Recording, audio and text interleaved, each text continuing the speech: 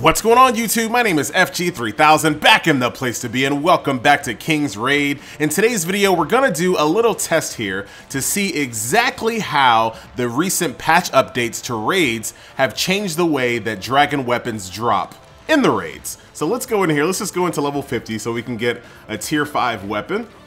We'll bring the all-star cast here, and let's go take a look at it. So there were a few things wrong with dragon weapons prior to this patch. So number one, they were very rare. Number two, you top up that on top of that rarity, you also had to contend with RNG for the stats. So you could wait forever to get a dragon weapon and have crappy stats on that dragon weapon. So that sucked.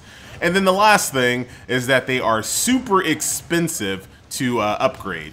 Now, the only things that have changed on those three issues is the fact that they are supposed to be more common, and we'll see here in a second. Are you really trying to embarrass me here, Red Dragon? Chill out for a second, buddy. So we'll see exactly what changes here. So supposedly every single time you do one of these raids, a dragon weapon will drop, and then there is a chance for 2 dragon weapons to drop. So what that does is that basically solves the issue of them being too rare. And since they're not as rare as they used to be, you have a better chance of getting the RNG of the stats that you need on that weapon. So we'll see how that works out. They're still hella expensive to upgrade though. So that part isn't really fixed. And I don't know why they need to have a special dollar amount for how much they cost to upgrade. That just seems a little much, but we'll take a look at it. Easy pickings, thank you, Miss Cleo. Today is mechanic day, so we might be doing some summons to get a weapon for Maruru here, but we'll have to see. I'm really not ready to do it just yet because I think I need to clear one tier 6 stage, so that way when I do summons I can get tier 6 materials. I think that's the way it works. If I just clear one T6 stage, then I should be able to start getting tier 6 weapons when I do summons. Someone correct me if I'm wrong on that one. I think that's the way it works. Let's build up some Ember stacks here. This should go by pretty fast.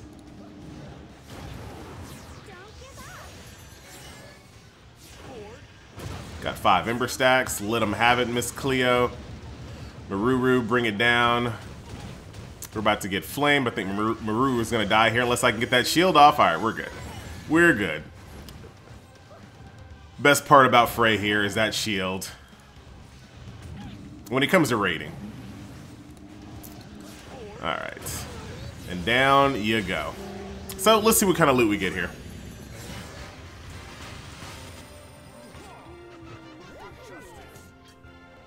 There it is. Our guaranteed dragon weapon. This is what I want right here. I know you get everything.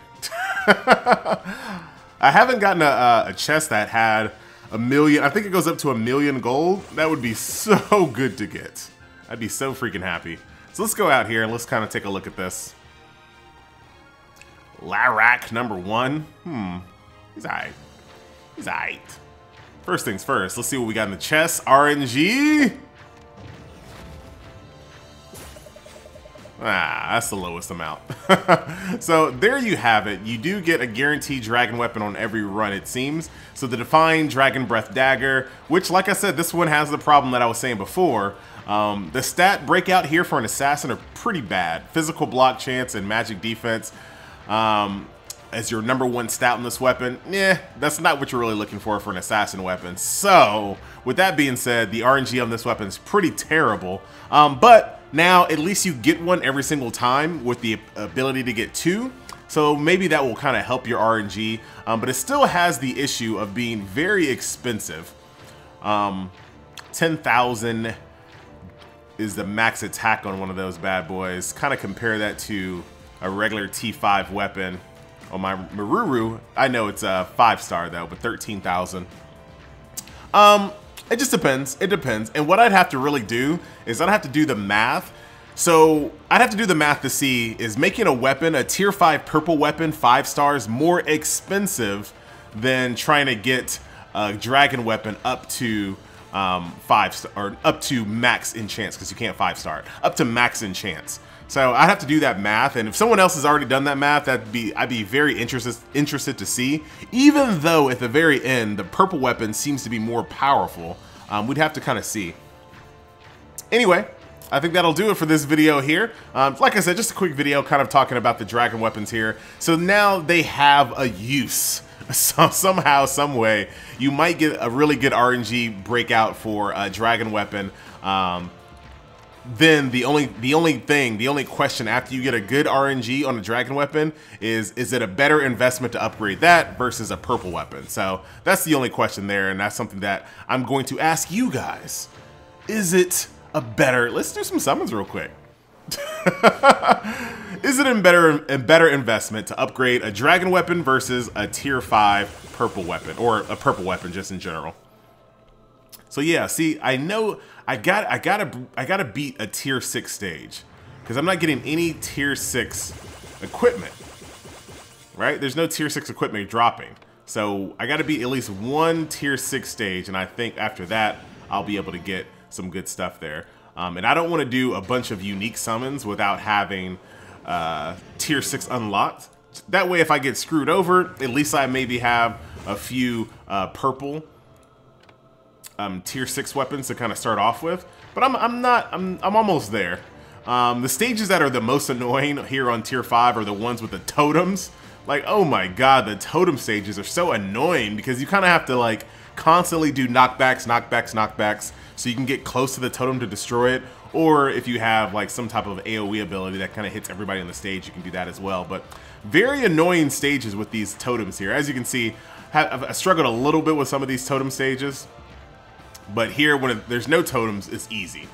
So pretty straightforward, and I can probably beat her now. I'll jump on that a little bit later. So pretty close, and to kind of give you guys a quick update here on my roster, got a level 60 Cleo.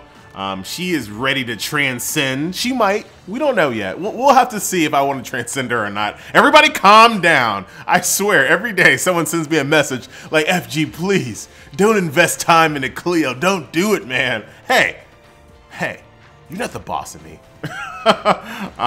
Frey is very close to level 60 here. I will not be transcending Frey. I'm going to try my best to pick up a different healer.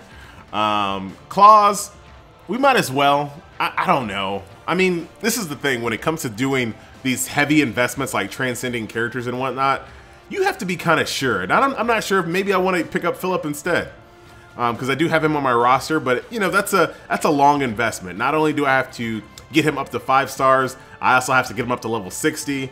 Long way out there. It's a long way out. And what else do we got here? And then I need another magic damage character for those stages that are physical immune. Or I'm sorry, yeah. So the stages that are physical immune, I need one more magic character. So maybe my next character that I level up is Epis. As far as who I have in the end, we have everyone's favorite. Whoops, did this work?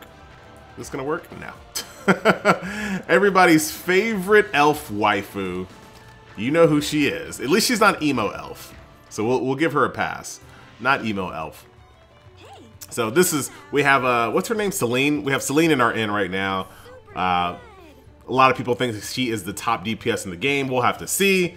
But that's it. That's pretty much just a quick update on what's going on here. The next video we'll probably record will have to be some type of summon video. But like I said, I think I need to get in a tier 6 first. Once I do that, we'll do a summon video.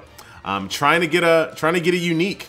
Whether we get really lucky, or if I got to do some rage pulls to get a unique, we're getting a unique. Darn it, we've gone too far in the game without one, and I think now is a real safe time to do summons, because like I said, tier 6 is here. We should probably be at tier 6 for a little while. I don't see tier 7 coming anytime soon, so we'll get a lot of value out of tier 6 weapons. So that is the next video. That's the game plan for King's Raid.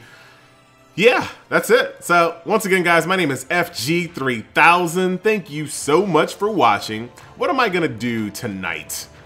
Because you always have to set up your characters to kind of run all night long. I'm gonna sell all of this, and then I think what I need to do, I need to get some armors, because right now I don't have any armors on my I I don't have any tier 5 armors, as you can see, or tier 5 purple. So Cleo doesn't have any armor, and Frey doesn't have any armor. She also doesn't have a good accessory. Same thing. Oh, she does. She's good there. I can. Oh man, I should have enchanted this. I still can. I still got some crap. Get that. Skip that. You can take this bow and arrow that I'm not going to use. By the time I get Celine, I will not be in tier 5 anymore. Don't need any more guns anymore. There we go. Nice and maxed out. Nice little DPS boost there. Thank you very much. And then what I'll probably do is forge these two together. Or forge a few of these together. Actually, no, I won't, because the only thing it'll do is upgrade my magic defense, which I'm not too concerned on. Like, I think my money is better spent elsewhere. I do like to star up my weapons on DPS characters, obviously, and then armor I like to star up. So I think what I'll do is try to get some more Flame Shields of Death, so I can get this up to 5 stars. Get a little bit more magic defense, and that'll be good for PvP as well. And I also need to get armor for Maruru here. Here's another example right here with this accessory. There's no real reason for me to upgrade this because it only upgrades the magic defense on it, which is not unimportant. But I'm not taking a real focus to that. But I do have a 2-star one here, so I can go ahead and just throw that in there with no problemos. Not really focused on Nali at the moment. So I think what I'll do for my sleeping AFK, I need to get some of these armors here. So is there a stupid totem here? There's a stupid totem here. That's not reliable. Not reliable for AFK grinding. It just isn't. How about this? You got a stupid totem? Yes, you do have a stupid totem. Man, those totems. There better not be any totems in... I'll just do Maruru's instead. There better not be any stupid totems in tier 6. I hope not. So we'll let them run all night. Last thing I want to kind of talk about here. Another big investment is opening up those additional slots for orbs and whatnot and artifacts. That's something that, it costs 2 million and 3 million. That's a big investment there as well. And I'm not willing to do those just at the moment because I just don't know what my team is going to look like tomorrow. I'm still not super comfortable with my team in PvE or PvP. Like right now, I think I'd rather have Refi or a Orc Shaman dude in situations like this where Frey's gonna heal, but she's only gonna heal Maruru. Well, what happens when Cleo takes damage now? And that's the kind of the problem with a burst healer here. Look how long Maruru is staying on low. And like I said, this is auto, right? I understand that. But a lot of the grinding that I do when I'm at work and sleeping, I need them to be reliable, and I don't need them to be constantly at low HP like this. So finally, we lucked out there. Those orcs did not kill our Cleo. Because I was talking to somebody on Reddit here about how is Frey a healer that you should focus on? And I still say no, man. I think she's really good in raids because of blind, and the shield is really good for the fire attacks. But for AFK grinding, which is a lot of the game when it comes to trying to get the good equipment, Frey puts your team in really bad spots when it comes to AFK grinding. She just does.